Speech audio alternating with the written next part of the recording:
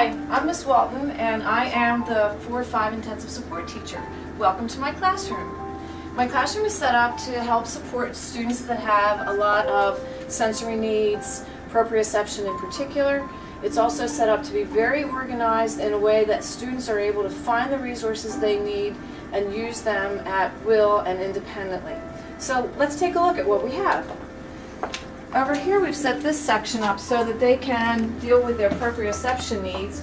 Specifically, I found a balance board in one of the back rooms. They love to do that to help kind of generate that rocking motion, that movement that they need, working on balance.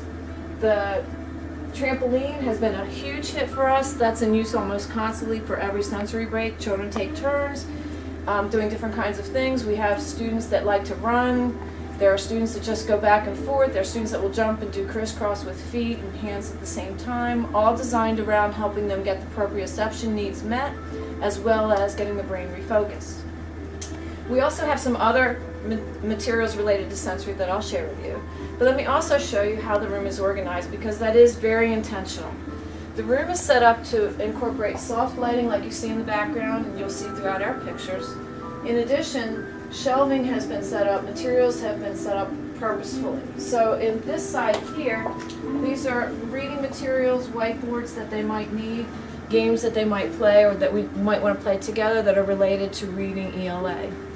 This entire shelf unit here is all set up for the math manipulatives, math tools, things as simple as measuring tools, and other games, activities, our base 10 units, things they can use, manipulate physically with their hands, because that is helping them to learn and to see a model, a physical, real model that they manipulate.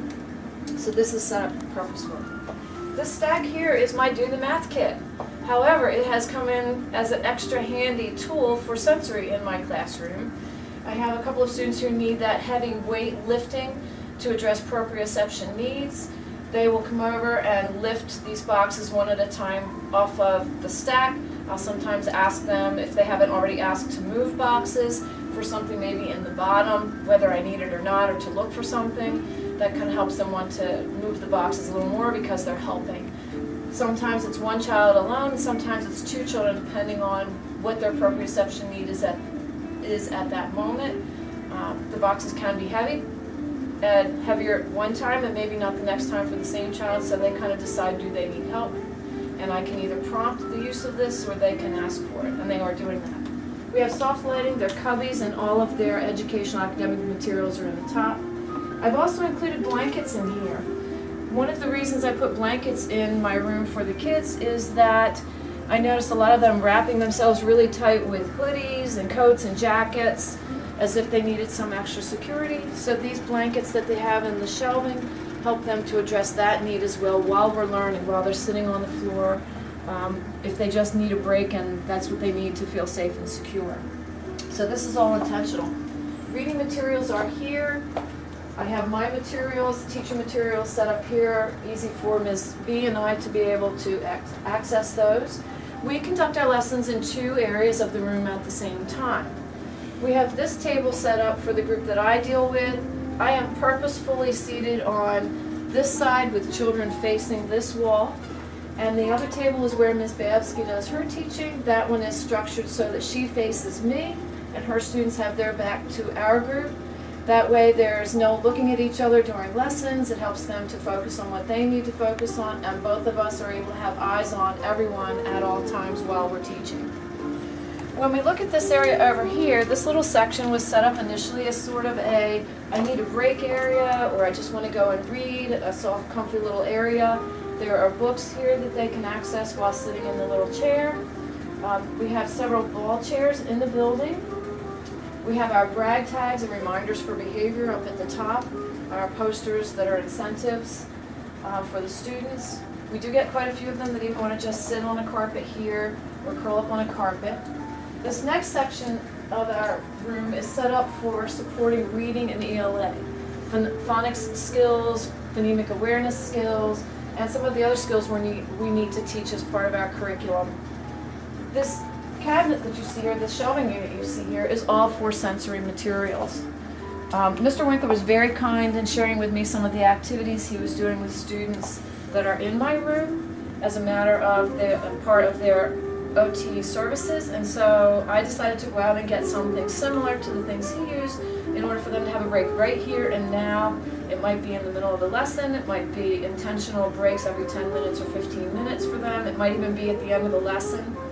The children have the right to ask for it at any time, and it includes things like Play-Doh for the fine motor skills. They love to play with the Play-Doh and it's good for their hands. I have weighted things that go around the neck. They can put their hands in it. It's just a little bit of extra weight that helps with the proprioception needs. This one's a little heavier. You might be looking at this one and saying, well, that looks like the one I put in the microwave. Well, it is, but the weight of it's really good, and it can go across their legs. They can put it around the neck. It helps them to feel more comfortable and addresses that weight need that so many of them need. We have weights that they can lift, bands that they can pull and stretch that give them some extra support with proprioceptive needs. This is Casimir's favorite box because it has his juggling scarves and his juggling couches in here. That's one of his favorite things to do, and he is teaching all of us in here how to do juggling with those scarves. This box contains a variety of other weighted materials that are heavy, things that are just sensory for fingers. There are some light balls, some heavy ones, stretchy items that are fidgety kind of things. There are a couple of different kind of massage things that they can use on themselves to help them get that extra sense of touch that they might need. These are the sensory items the kids use every single day, and they really look forward to it. I also set this area up with carpets so they can sit almost anywhere in the room that they choose and be comfortable as long as they're sitting up to do their lessons. They can be on a ball chair, they can be in a hard chair. This is just the top part of a chair minus the legs. This gives them a little bit of back support, and they can do a little bit of rocking in a safe way on the floor if they need that kind of extra support. Books, puppets. We have one more sensory box over here, and they can use these materials in two ways. They can stand on and do the balancing to help them with any balancing needs or that sense of motion that they might need. Or these can go on a chair to give them that little bit of wiggle that they might want. And they often couple this kind of a mat, either when we're on a hard surface or even on those black chairs, just to give them a little cushion while they're doing whatever that sensory need is, because this is a little bit foamy, and they like that feeling as well. This area on the wall is all set up for math and other supporting activities. So if there's a strategy they need refreshing on or a reminder, they can look to this board and find what they want, or they can walk back over to their cubby and get the Math Interactive Journal app that has information to support learning. They know where to find our computers, and they know where to find headsets. All of this is set up to make it self-accessible for the students, pencil sharpener, and then of course the daily materials we might need, paper, hand sanitizer. We keep lotion and hand sanitizer here because we have several children that go through that pretty quickly. It's part of their sensory need. Kleenexes, things to help them, and of course our nice incentives to remind them that we love them and want them to dream big.